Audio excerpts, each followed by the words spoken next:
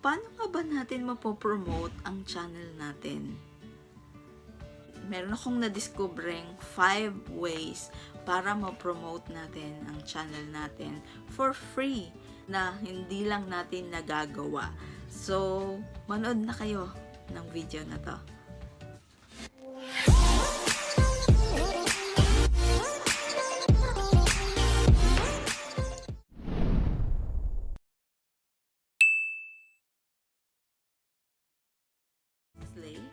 Hi guys, this is Lay and welcome back to my YouTube channel.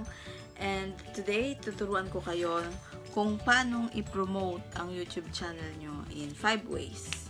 So, nag-list down ako ng 5 ways to promote. Ginagawa rin to ng ibang YouTubers.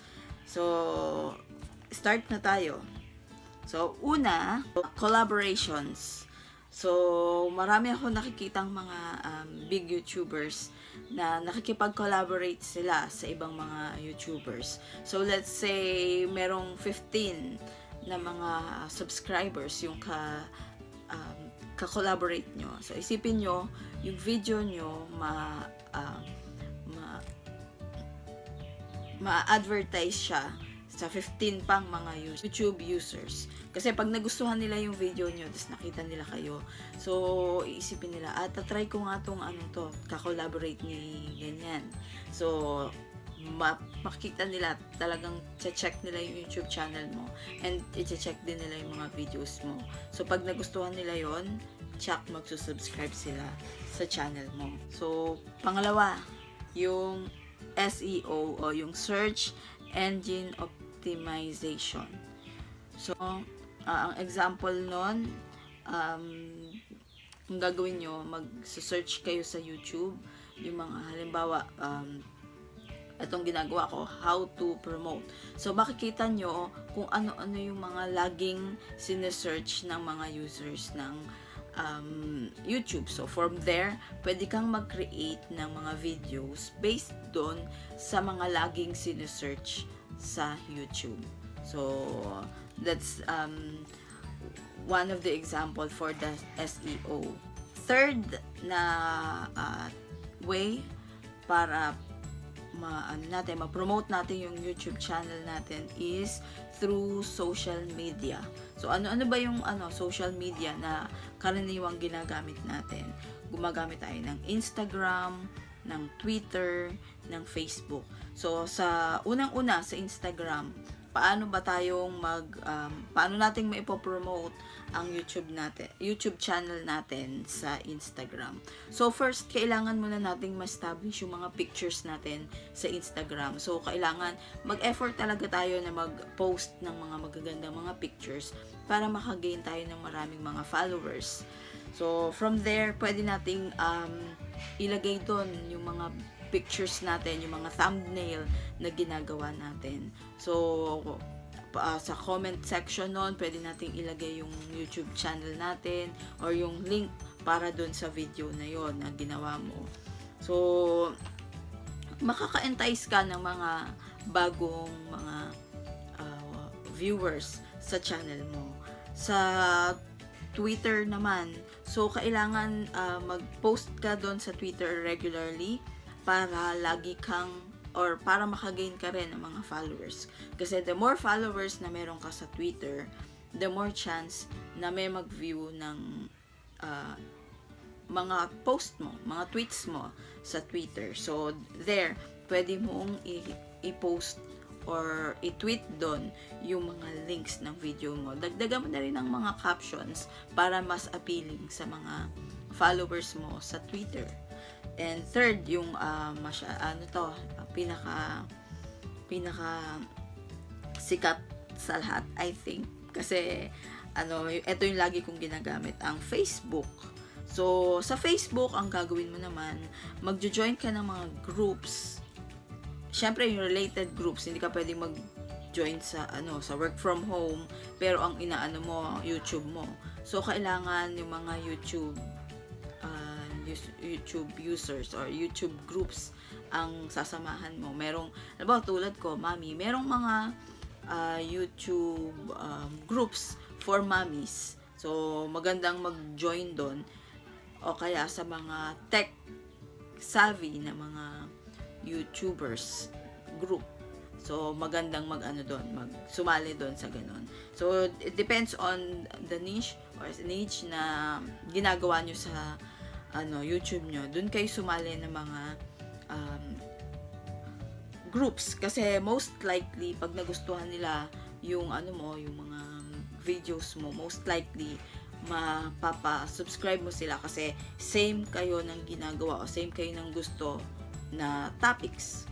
At syempre, since member kayo ng group, kailangan magiging active kayo dun sa group na yon para mas maging sila, yung parang parang medyo active to dito. Gusto kong tingnan ko nga kung ano yung mga mga videos niya. So kailangan actively participating tayo dun sa group. Hindi yung sasali lang tayo from time to time magpo-post tayo. So much better mag-post tayo regularly para makilala tayo ng mga group members nung Facebook group na sinalihan natin.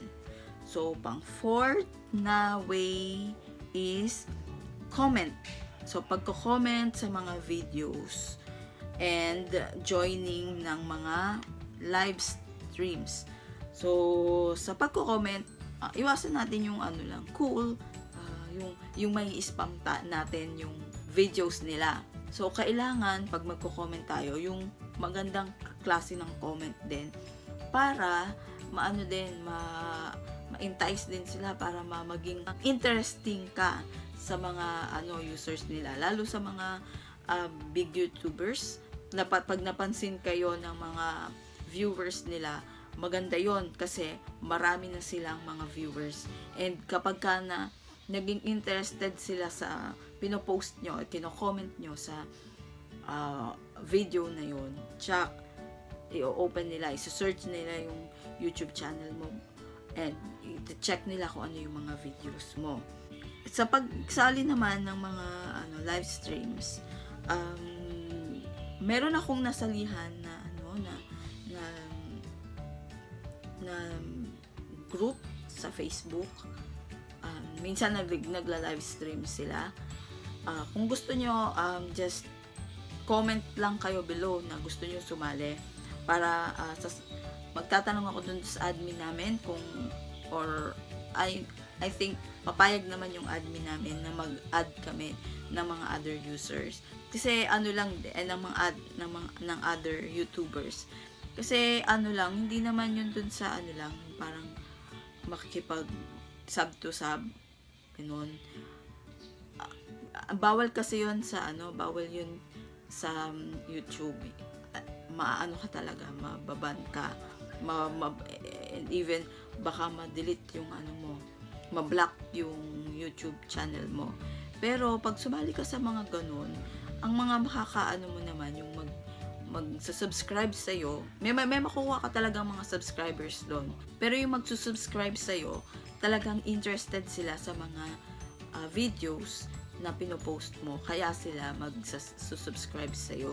And